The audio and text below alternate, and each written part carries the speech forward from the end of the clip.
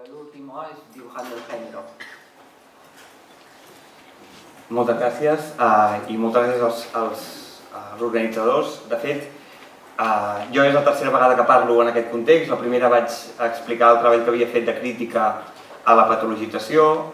L'última vegada havia fet autocrítica de les persones trans, de com ens aproximem al tema trans i de com a vegades acabem apropiant-nos de les experiències i dels discursos polítics de les persones trans, i em semblava com que d'alguna forma ja havia acabat. És a dir, si alguna cosa podia portar ja l'havia portat, però bé, m'ha tornat a convidar i llavors no sabíem bé què dir, i el que faré serà introduir aspectes generals sobre la concepció del gènere i en base a això anem construint. La Cristina ja més centrat en el tema de la diversitat de gènere a la infància i el Lucas en relació al tema de la relació entre pares, mares i trans. Bé, jo començaré amb una sèrie de cartells que una amiga, la Su, que no sé si està per aquí, m'ha anat enviant. Aquest és el primer, que és un cartell de la botiga de xutxes de l'Autònoma, que té un moment molt rellevant, molt il·lustrador, que diu: atenció, vigileu que el gènere... Em demanen que ho faci en castellà, sempre es un debat intern y externo, pues lo en castellà. Entonces, este cartel, cuando fuimos a fotografiarlo, la dependiente estuvo un tanto preocupada por saber por qué teníamos ese interés. No tuvimos tiempo de contarle todo lo que contenía de verdad este cartel. No, por tanto, nos está diciendo dos cosas. Por lo tanto, que el género puede caer. Importante saberlo. No es algo tan que podamos dar por sentado, que sea tan espontáneo, sino que su representación puede caer, y además que atención y cuidado. Por tanto, que caiga no es algo fortunado. Bueno, a partir de aquí continuamos con la serie de carteles. Aquí nos recuerda que no solo es algo de tu género que te puede caer y que cuidado si te cae, sino que además nos producen un modelo binario y claramente con desigualdades. Y este género no tiene garantía y no se admiten devoluciones, por lo tanto, ya asumimos que, mira, o sea, aquí está, te aguantas y tú verás. Habría que poner seguramente a esta parita del Mercadillo de Madrid un pie de página de, bueno, sí, se admite algún tipo de devolución vía patologización, etcétera, etcétera, pero no llegaron a este nivel de profundidad. Entonces, empezaremos, después de este marco, a ver la perspectiva biologista como la perspectiva dominante a la hora de entender el género en nuestra sociedad. No me alargaré muchísimo, solo entender el biologismo como aquella perspectiva que considera el género como algo innato e inmodificable socialmente. En ese sentido hay aportaciones muy interesantes en este discurso, que además es un discurso muy frecuente, tanto a nivel de discurso popular como a nivel de discurso científico, ¿no? Por ejemplo, el científico del Pántico ese, el Punset, por ejemplo, es un gran defensor del biologismo, ¿no?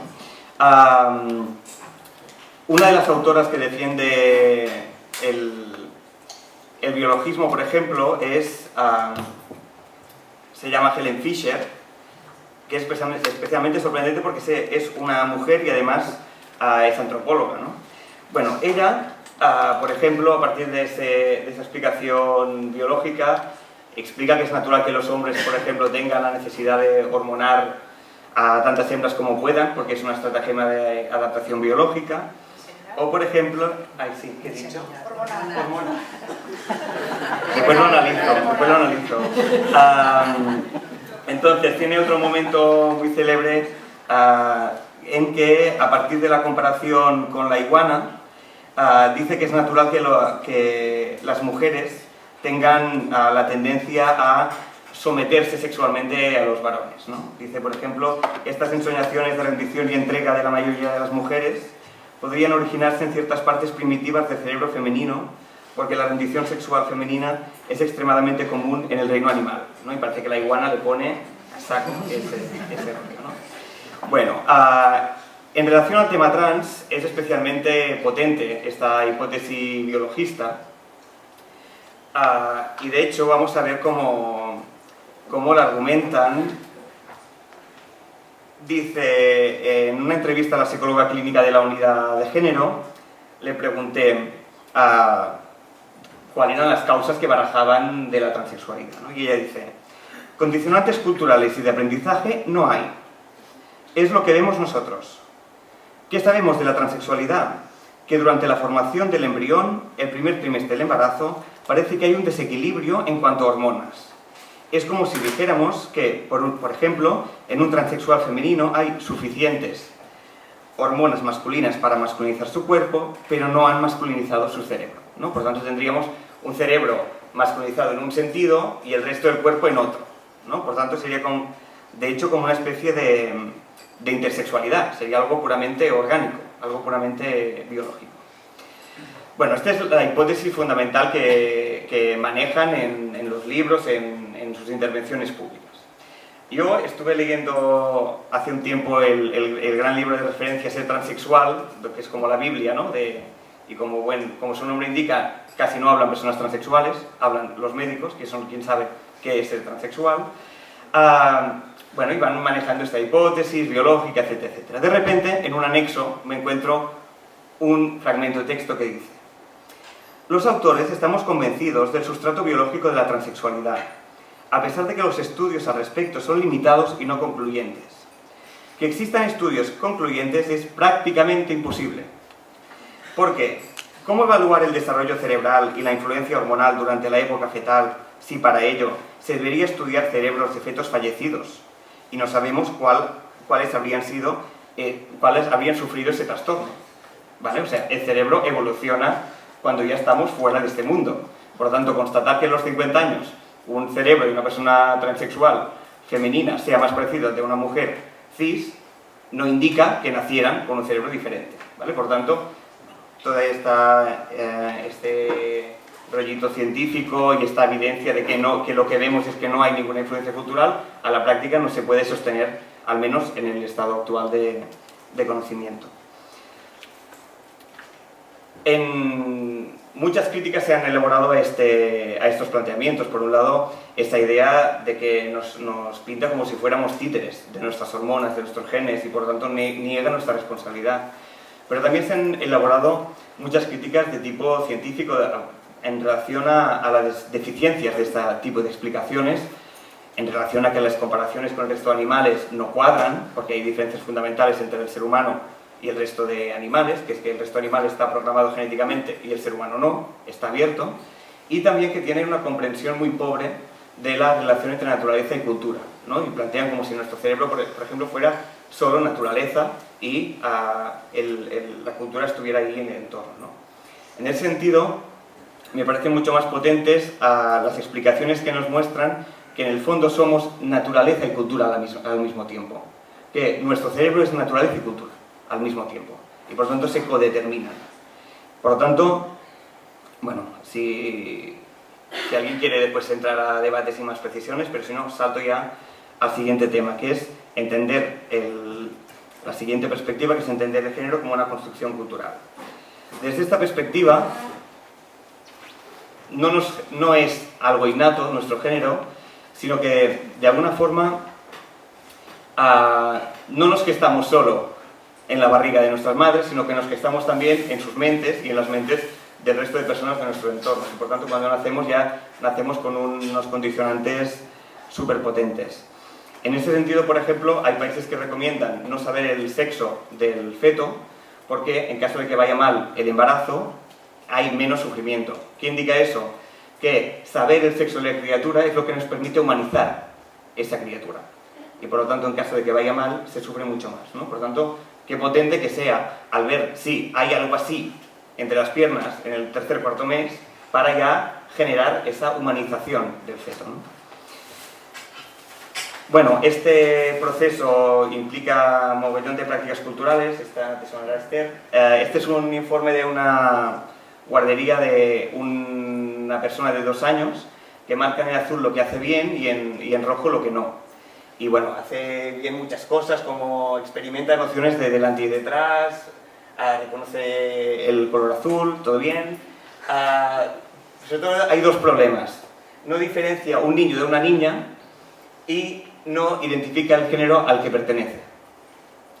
Bueno, interesante que sea algo tipificado en un tipo de informe de evaluación de este tipo, a la edad de 2 años. Interesante porque sería inaudito que, por ejemplo, pusiera identifico la clase social a la que pertenezco, clasifico a la gente en función de su raza, ¿no? Pero la pueden hacer, pero sería absolutamente inaudito que apareciera, ¿no?, en un informe, ¿no? Por lo tanto, bueno, pues algo no hemos hecho bien o no hemos acabado de hacer bien en el momento en que eso no parece... ¿Todo bien? Bueno, entonces, por lo tanto, bueno, algo que es sorprendente, que no sorprenda a la mayoría de gente que estos epígrafes estén en este tipo de materiales, ¿no? Otro ejemplo que me venía en este sentido, me contaba un amigo que en su casa, en su familia, tienen el criterio de mear sentados todos, por un tema puramente de higiene, que pues en sus días mucho menos. Su sobrino, cuando empezó a ir a la escuela, volvió diciendo que no, que él tenía que mear de pie, que se lo había dicho claramente a la profesora, que eso no podía ser que meara sentado, ¿no? Por lo tanto, voy a anunciar que los chicos podemos mear sentados, primer momento. Y en segundo lugar, también la potencia de estas prácticas, ¿no?, que la mayoría de cistíos no se plantean, y la performatividad y la importancia simbólica que tiene, hasta el punto que para muchos tíos trans el mear de pie, por ejemplo, es un factor muy importante en su reconocimiento como varones, ¿no? Por lo tanto, todas esas prácticas, microprácticas y elementos que damos por supuestos que van a ir calando y que van construyendo el género. Bueno, aquí os presento a mis últimos sobrinos, los que ha parido mi hermana, Daria y Mauro. Han querido que fuera niño o niña, que es estupendo para ver cómo esta maquinaria monstruosa está ahí en funcionamiento desde el primer momento de su nacimiento. Entonces, ¿por qué ponía esta foto? Por un lado, porque al contarle a mi hermana que quería hablar de los mellizos, ella me dijo, en relación a ese tema, me dijo, ¿sabes que me di cuenta? Que cuando canto nanas a la niña, le canto una canción que es a la guarda de la mar y a una doncella, que es para un mariner, o sea, está ahí esperando en el puerto que venga su marinero, y en cambio al niño le canto una canción de un marinero que está allí a por todas en un barco aventurero, etcétera, ¿no? O sea, y yo mismo me di cuenta de que justo poco después de nacer, me di cuenta de una diferencia fundamental entre ellos, que es que cuando Mauro veía la luz, la desafiaba, y en cambio Daria la rehuía. Y yo pensaba, mira cómo son, qué diferencia más interesante. Al cabo de un tiempo me di cuenta que había otra parte de la realidad, que es que cuando estaba a oscuras, Mauro se ponía a llorar, y que Daria a oscuras estaba tranquilísima. Por lo tanto, de la realidad compleja donde se podía interpretar debilidades, fortalezas, si es que se podía interpretar así, que seguramente no, mi interpretación, inconscientemente, era absolutamente normativa de cuáles eran sus actitudes, ¿no? En ese sentido, bueno, hay un vídeo que no puedo poner, que no hay conexión a internet, pero que hacen un pequeño experimento, ¿no? Y ponen un bebé con un body azul y después en otro momento con body rosa, ¿no? Seguramente muchas ya lo habéis visto. Y lo ponen aquí en un sofá y gente desconocida se pone a interaccionar con el bebé. Es espectacular.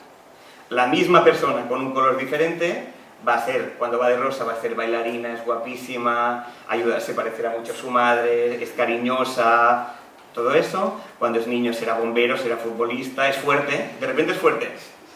Es idéntico, pero ahora es fuerte, ¿no? Y ya no es guapo. Y además no solo eso, sino que el tono de voz, nada que ver, cuando se habla de niña con eso al que se piensa que es niño, y la forma de ganarlo, es espectacular. O sea, el niño es rollo coctelera, y la niña acunada todo el rato, ¿no? Por lo tanto, bueno, cómo estas prácticas nos van construyendo poco a poco, ¿no? Y de repente llega quien te dice, bueno, los chicos tendrán algo genético porque les apetece mucho más conducir y conducen mucho mejor, sí, genético, que llevan 18 años con este machacón, identificándose con el que conduce en su familia y practicando en sus juegos todas las habilidades que tienen relación con conducir. Al menos quitemos todo lo demás a ver si siguen conduciendo mejor, ¿no? Me parece muy importante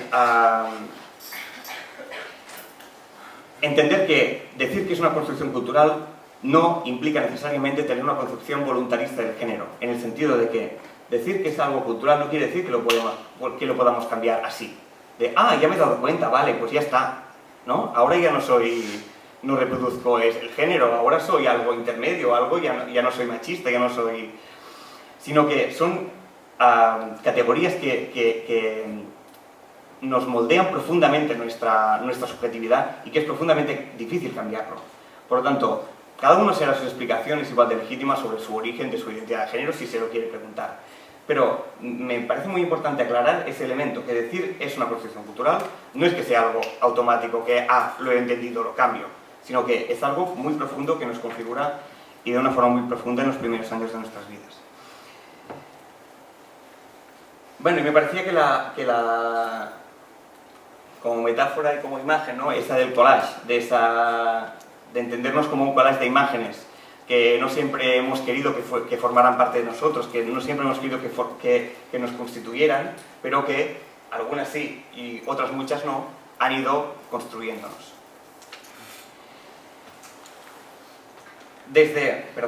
Aquí quería introducir antes que me gusta mucho poner en el Google palabras clave a ver qué imágenes aparecen. Y poniendo macho y hembra aparecen cosas como esta, y quería alertar antes de lo explícito de estas imágenes para que nadie se ofendiera. Por tanto, desde este marco, desde donde repensar más allá del modelo normativo, ¿no? Otras maneras, otros cuerpos, otras afectividades, otras combinaciones posibles, me parecía que era un elemento de partida, este marco más abierto, ¿no? Donde no estamos programados de forma innata, sino que hay otras posibilidades. Bueno, esta diapo me servía para introducir otro momento. Es un poco collage lo que estoy haciendo, como veis también. O sea, voy añadiendo cosas que me parecía que tenían algo que ver con lo que me apetecía explicar. Entonces, ahora nos trasladamos en un momento que estábamos haciendo una investigación con Miki y otra amiga, y estaba largas horas ahí a las 3 de la madrugada leyendo citas de entrevistas, de grupos de discusión, de foros de internet, de jóvenes gays, lesbianas y trans, ¿no? Y llegó un momento en que ya no sabía quién era quién, qué era qué, y de repente estaba leyendo fragmentos que me recordaban muchísimo a mi vida, a mis identificaciones infantiles, a mis experiencias escolares, etcétera, etcétera, y acababa de leer eso y veía que era de una chica trans, por ejemplo, ¿no? Y bueno, y tuve en ese momento ahí de madrugada un momento de revelación, de pensar cuáles eran los caminos que al fin y al cabo nos llevan a construirnos y a nuestros cuerpos, nuestras subjetividades, a acomodarnos o a llevarnos a patadas con nuestras identidades, ¿no?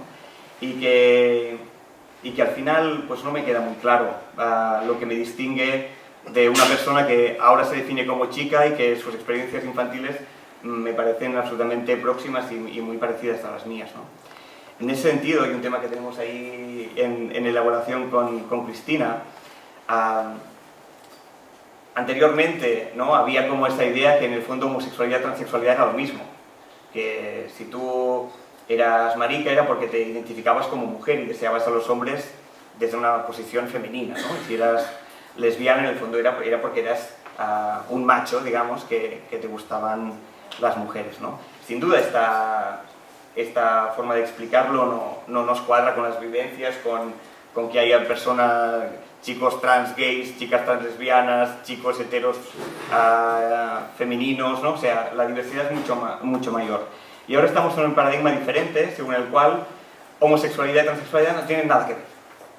No hay nada que ver. Una cosa es si tú eres trans, la otra cosa es si tú eres gay y lesbiana. A la práctica, las vivencias de muchas de las personas que estamos aquí, sabemos que no es así, que muchas personas pues eso, que las experiencias infantiles de gays y transfemeninas muchas veces son muy parecidas, por no decir indistinguibles, que las experiencias de lesbianas y transmasculinas también, que otras no tienen nada que ver, que muchas personas han estado en una posición y después han encontrado mejor ubicación y se han sentido más cómodas y más representadas en otra categoría, ¿no? Por lo tanto, en la práctica esta construcción es mucho más compleja. En cualquier caso, ¿qué quiere decir con eso? Pues que las categorías, como decían antes las compañeras y compañeros que han hablado, ¿no? Pues que no son más que intentos de controlar, intentos de explicar la realidad, y que la realidad es mucho más compleja, y que en esos momentos, sobre todo de infancia, me parece muy importante tener claro eso, que las categorías son construcciones que evolucionan, que cambian, que tienen sus efectos de poder, y que, cuidado en tratar de etiquetar, de conducir a las personas, sobre todo cuando aún no pueden decir por sí mismas, por determinados caminos en función de lo que nos ha parecido que podrían ser. En ese sentido, me parece que muchas veces desde estos discursos lo que estamos planteando es algo bastante jodido, que es que en contraposición al biologismo, que da mucha seguridad, da motivos claros, que después no se sostienen mucho científicamente, pero aparentemente los da soluciones, da intervenciones. Nosotros lo que de alguna forma podemos aportar es la incertidumbre como algo con lo que tenemos que convivir. Y la incertidumbre me parece que tiene dos aspectos, ¿no? Por un lado, la incertidumbre, como os decía, jodida. O sea, hay algo que necesitamos estabilidades, necesitamos cosas que se mantengan en nuestra vida. No, es difícil vivir a la deriva, ¿no? Pero al mismo tiempo la incertidumbre de alguna forma es una oportunidad también, una oportunidad de pensarnos, de repensarnos, de no agarrarnos a estas categorías o a estas ideas como si fueran elementos inamovibles, ¿no? Y en este sentido, por ejemplo, esta autora dice: la voluntad de contemplar posibilidades requiere tolerancia a la incertidumbre, ¿no? Por tanto, la incertidumbre también es una invitación a abrirnos, a retarnos continuamente. Y me parece que este es un ingrediente necesario para entendernos más allá de las categorías establecidas. Muchas gracias.